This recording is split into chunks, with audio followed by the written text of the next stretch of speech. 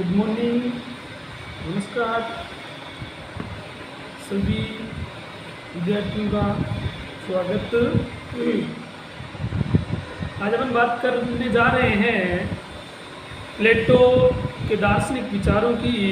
ये second year BA BEd second year के जो विद्यार्थी हैं उनके जो पाश्चात्य विचारक बुक है उसके अंतर्गत पाश्चात्य विचारक हैं प्लेटो, उनकी चर्चा करेंगे, उनके विचारों की चर्चा करेंगे, उनके न्याय का जो दर्शन है उसकी चर्चा करेंगे, न्याय संबंधी सिद्धांतों की चर्चा करेंगे, आदर्श राज्य की चर्चा करेंगे, आदर्श राज्य की चर्चा करेंगे, शिक्षा किस प्रकार की होनी चाहिए उस पर अपन विचार विमर्श करने वाले हैं।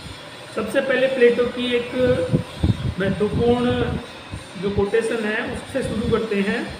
जब तक दार्शनिक राजा न बन जाए या राजाओं व युवराजों में दर्शन की भावना और शक्ति न आ जाए और राजनीतिक महानता तथा बुद्धिमत्ता एक में न मिल जाए और वे साधारण मनुष्य जो इनमें से केवल किसी एक गुण को दूसरे की पूर्ण रूप से अवहेलना करते हुए प्राप्त करने की चेष्टा करते हैं, अलग हट जाने के लिए विवश नहीं कर दिए जाएं, तब तक नगर राज्य बुराई से मुक्त नहीं हो सकते।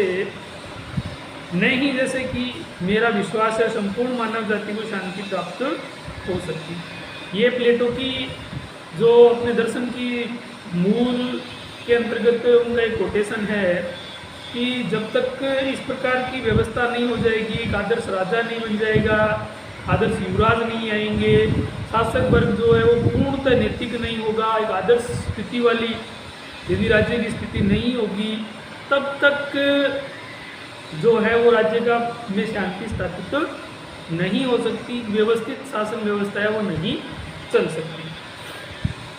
बात करते हैं प्लेटो की न्याय संबंधी धारणा की। प्लेटो के अनुसार न्याय क्या है? उनकी पुस्तक है रिपब्लिक।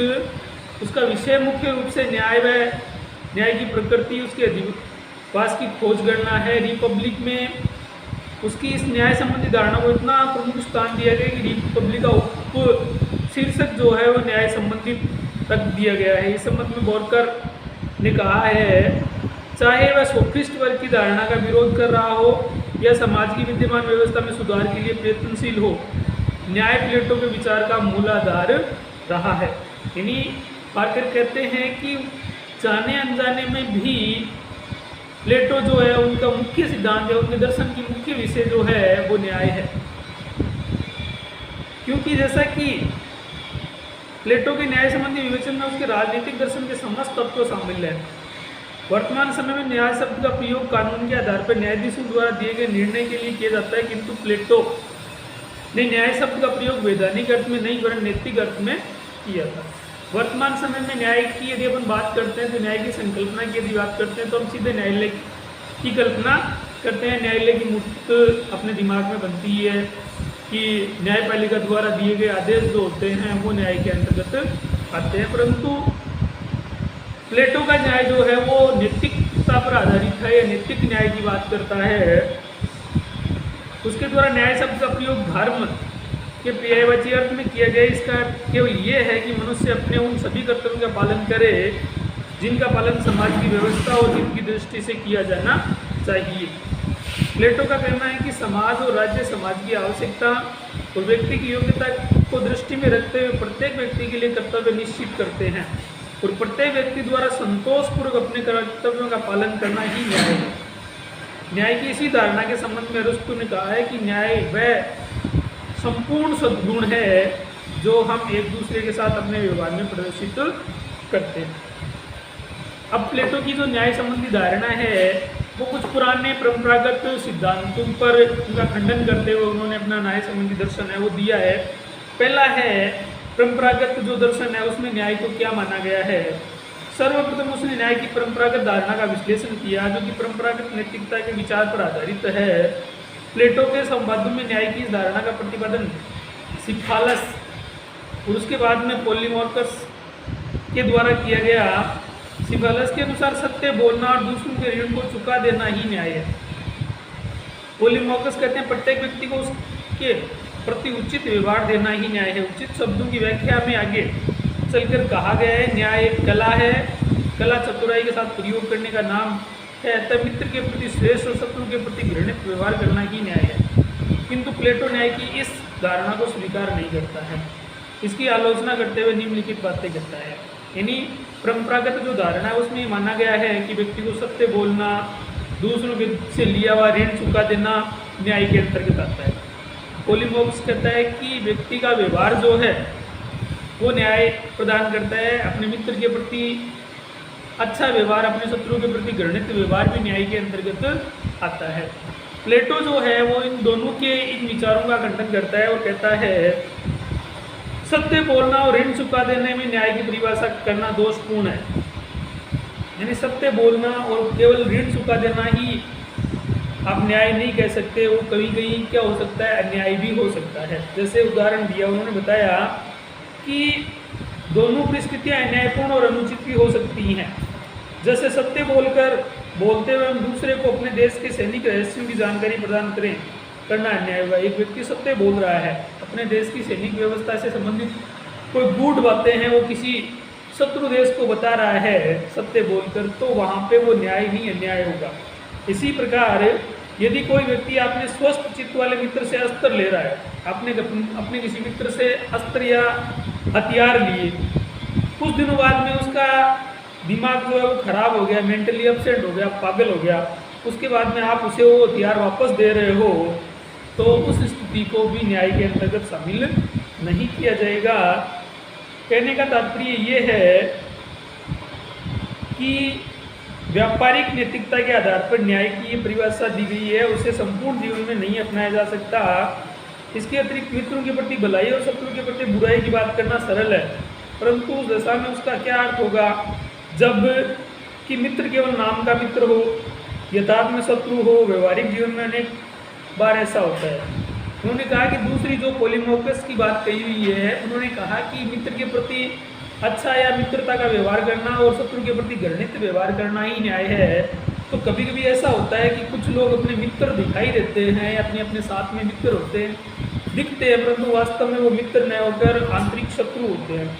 तो ऐसी स्थिति में हम इसे भी न्याय नहीं कह सकते। यानी पहली बात जो कही गई वो ये कही गई कि सिफालस महोदय वो कहते हैं कि ऋण चुका देना और सत्य बोलना न्याय कहा जाता है।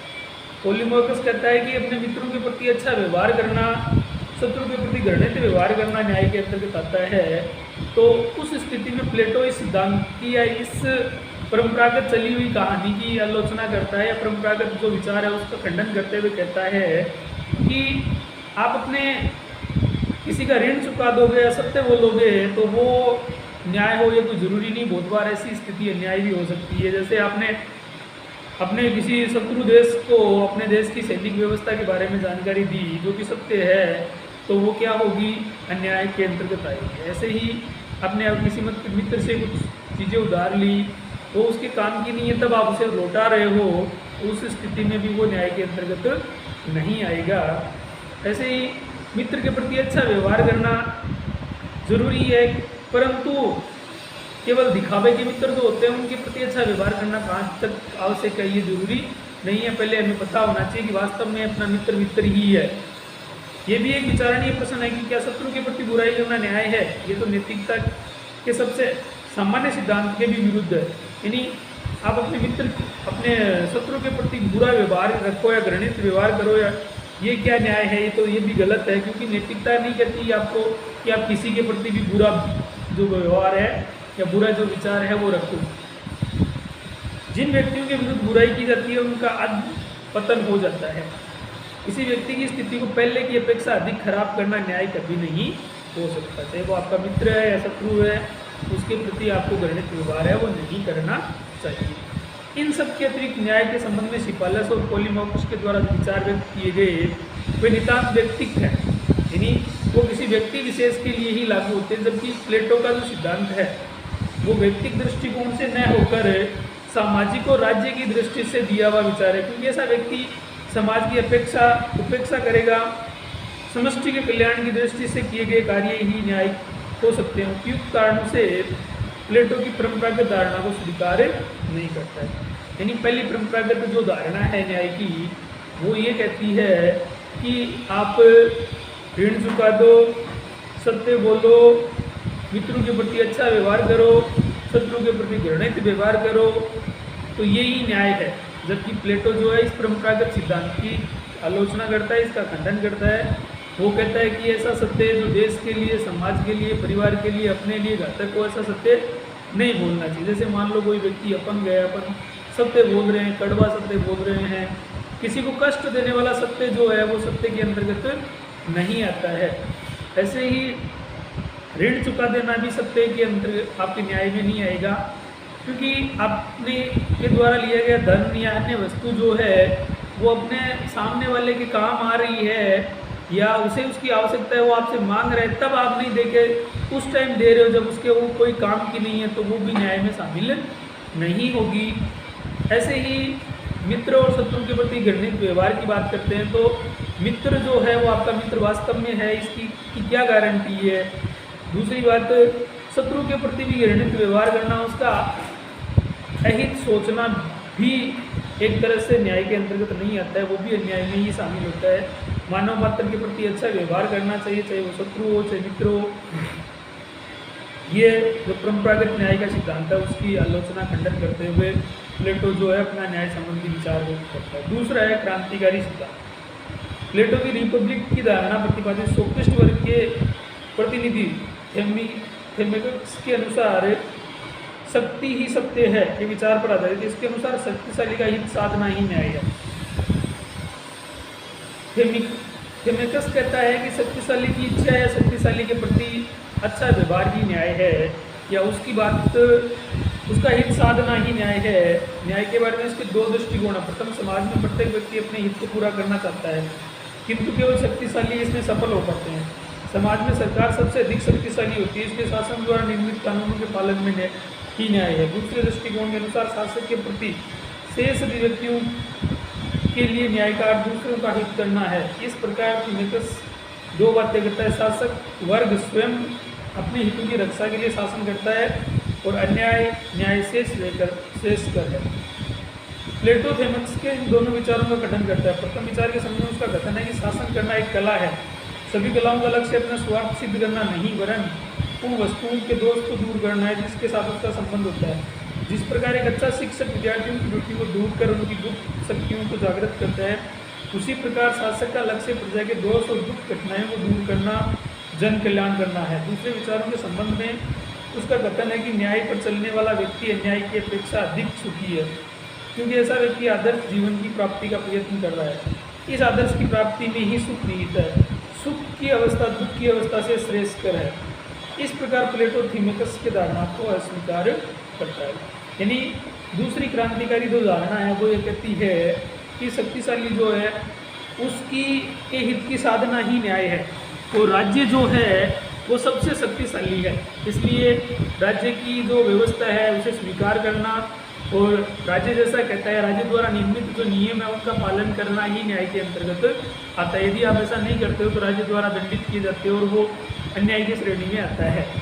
दूसरा ये कहता है न्याय की अपेक्षा न्याय जो है वो श्रेष्ठकर है। यानी शक्तिशाली का आप हित करो या शक्तिशाली की बात मानो, चाहे वो गलत हो या सही, इसमें कोई मायने नहीं रखती है, नैतिक हो या अनैतिक। यदि सरकार या शासक जो बात कहता है वो हमें मान लेनी चाहिए, ऐसा जो है क्रांतिकारी वर्ग है वो मानता है। जबकि प्लेटो इस बात का खंडन करता है और वो कहता है कि पहली बात तो ये है कि शासक वर्ग जो है वो शक्ति के माध्यम से ही शासन चलाता है, ऐसा नहीं होता है। शासन करना एक कला है और उसका उद्देश्य जो है वो अधिकतम जन कल्याण करना होता है।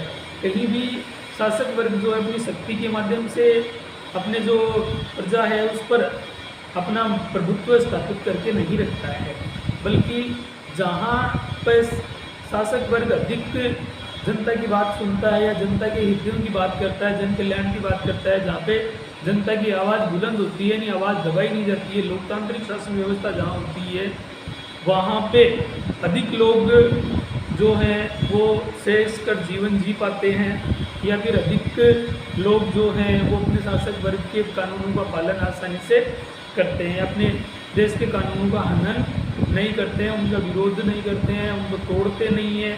तो कहने का मतलब ये है कि दूसरी जो बात कही गई है न्याय के अंतर्गत उसका ये खंडन करता है और कहता है कि कहीं भी शक्ति के माध्यम से न्याय की स्थापना नहीं हो सकती। अब शक्तिशाली का पक्ष लो, चाहे वो सही हो गलत हो, ये न्याय की श्रेणी में नहीं आता है। तीसरा है कार्य कारण सिद्धांत। इसका प्रतिपादन ग्लाउकन के द्वारा किया गया। इसके अनुसार न्याय एक कृत्रिम वस्तु है और इसका आधार कोई शाश्वत नियम न होकर समय अनुसार बदलती हुई परंपराएं हैं।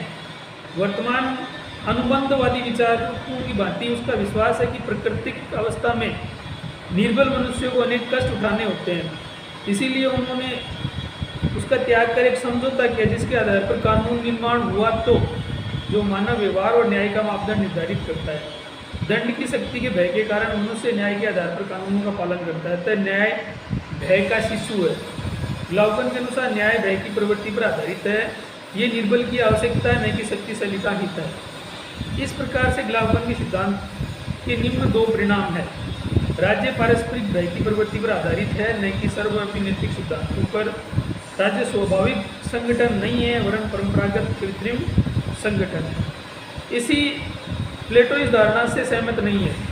वह कानून और न्याय को समझौते पर आधारित बाहरी वस्तु नहीं मानता है वरन आत्मा का आंतरिक गुण समझता है। न्याय का गुण स्थायी रूप से व्यक्ति की आत्मा में निवास करता है। न्याय का पालन भय और शक्ति के कारण नहीं वरन स्वाभाविक रूप से होता है। यानी ग्लाउकन महोदय उन्होंने कार्यकारी सिद्धांत दिया और उन्होंने कहा कि राज्य जो है वो भय के माध्यम से या कानूनों के पीछे जो शक्ति व्यवस्था होती है, पुलिस बल होता है, सुरक्षा बल होता है, सैनिक बल होता है, उसके कारण लोग जो है वो आपके नियम है, कानून है, उनका पालन करते हैं। यानी भय जो है उससे न्याय की स्थापना होती है या न्याय जो है वो भय का शिशु है। परंतु प्लेटो इस बात को नहीं स्वीकार करते हैं कि केवल शक्ति बल से ही कानून न्याय की स्थापना हो सके या शक्ति बल द्वारा स्थापित व्यवस्था है वो न्याय के अंतर्गत आएगी, ऐसा नहीं हो सकता। सिपालस और पोलीमोकस, थीमकस और ग्लाउकन न्याय से संबंधित जिन दृष्टिकोण का प्रतिपादन करता है उन तीनों की एक समान विशेषता ये है कि न्याय बाह्य मानते हैं, तो इसके विपरीत प्लेटो न्याय को आत्मा की आंतरिक वस्तु मानता है। यानी तीन जो सिद्धांत आपने सुने पढ़े, पहला जो परंपरागत, दूसरा क्रांतिकारी और तीसरा कार्यकारण सिद्धांत है।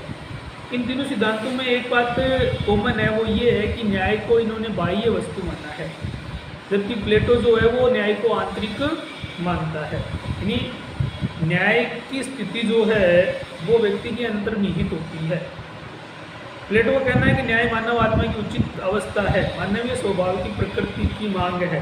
प्लेटो का कहना है न्याय राज्य की प्राणवायु है, यानी व्यक्ति विशेष जो है उसकी आत्मा जिस प्रकार के व्यवहार का पक्ष लेगी या प्रत्येक व्यक्ति में न्याय के प्रति समर्पण की भावना होगी, तभी जो है वो वास्तव में राज्य में न्याय की स्थापना की जा सकेगी। न्याय कोई बाहरी वस्तु नहीं है जिसे थोपा जा सके या धन बल से, भुजबल से या शक्ति से प्राप्त किया जा सके न्याय की व्यवस्था को, तो ये गलत तय करते ही सही से साबित नहीं किया जा सकता। प्लेटो का मानना है व्यक्तिगत और सामाजिक या राज्य से संबंधित है।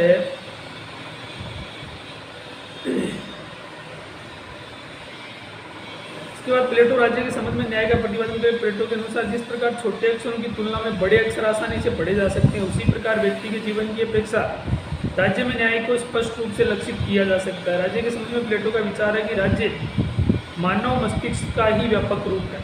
यानी प्लेटो न्याय को समझाते हुए कहता है कि जिस प्रकार अपन छोटे अक्षरों की बजाय बड़े अक्षरों को आसानी से पढ़ सकते हैं, उसी प्रकार न्याय को समझने के लिए अपने मानव के मस्तिष्क की बजाय राज्य के मस्तिष्क जो है उससे अपने को न्याय है उसे समझना चाहिए।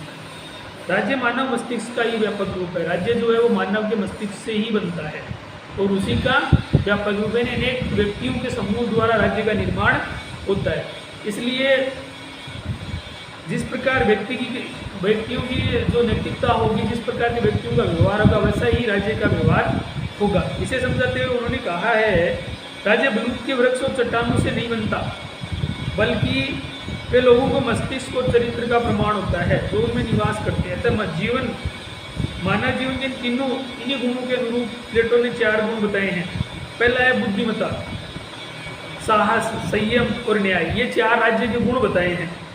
बुद्धिमत्ता, साहस, संयम, इन तीनों गुणों के प्रतिनिधि के रूप में राज्य ने 3 वर्ग बताए हैं, जिनमें क्रमशः शासक वर्ग, सैनिक वर्ग और रक्षक वर्ग, उत्पादक व सेवक वर्ग कहा गया है। राज्य में जब शासक निस्वार्थ भाव से हितों की रक्षा करते हुए शासन कार्य करता है, तो सैनिक वर्ग प्राणों की बाजी लगाते हुए देश की सीमाओं की रक्षा करता है। उत्पादक वर्ग कष्टों को सहन करते हुए अपने उपयोग से अधिक उत्पादन करता है।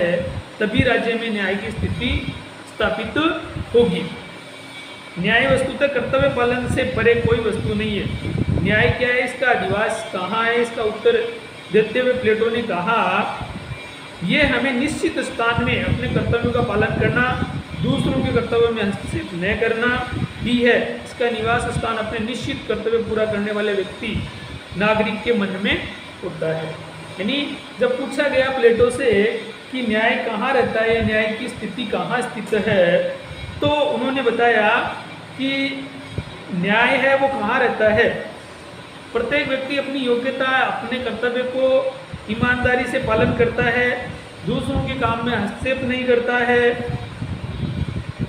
ऐसे प्रत्येक नागरिक के मन में न्याय है वो निवास करती है। और जब तक ऐसी स्थिति नहीं होती है, तब तक राज्य में न्याय की स्थापना नहीं की जा सकती। यानी प्लेटो कहता है कि न्याय जो है वो बाहरी दृष्टि से थोपी हुई वस्तु नहीं हो सकती, या बाहर से थोप के न्यायिक स्थिति की स्थापना नहीं की जा सकती। एक राज्य जो है उसमें न्याय की स्थापना तभी होगी जब वहाँ के नागरिक जो हैं वो अब ईमानदारी से अपने कर्तव्यों का पालन करेंगे, दूसरे के कर्तव्यों में हस्तक्षेप नहीं करेंगे। यानी जो सिद्धांत दिए हुए हैं न्याय के, पहला सिद्धांत परंपरागत सिद्धांत है, उसका खंडन किया।